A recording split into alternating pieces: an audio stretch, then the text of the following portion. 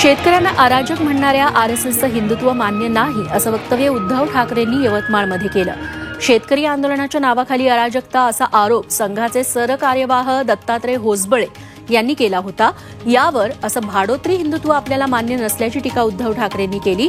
उमरखेडमध्ये जनसंवाद मेळाव्यात ते बोलत होते. पुण्यातल्या वडगाव शेरीत महायुतीची समन्वय बैठक झाली. मात्र यात भाजप नेते जगदीश मुळीक गैरहजर होते. मुळीकांची पुणे लोकसभेसाठी भाजपचे उमेदवार म्हणून चर्चा होती, मात्र ती मुरलीधर मोहोळ यांना देण्यात आली.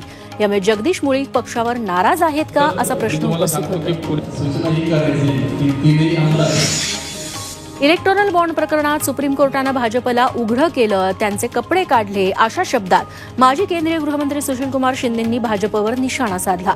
सोलापूर लोकसभेसाठी प्रकाश आंबेडकरांनी पाठिंबा दिला तरी ठीक, नाही दिला तरी ठीक, आम्ही त्यांना पाठिंबा मागत नाही असंही ते सोलापुरात म्हणाले.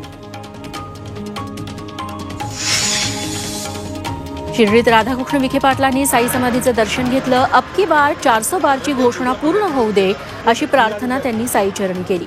महायुतीचा उमेदवार असेल त्याला निवडून आणण्यासाठी आम्ही तयार आहोत असं त्यांनी सांगितलं.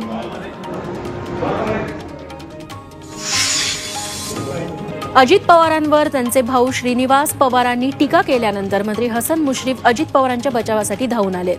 पहाटेचा शपथविधी श्रीनिवास पवारांना विचारून केला होता, तेव्हा ते का बोलले नाहीत असा सवाल मुश्रीफांनी केलाय.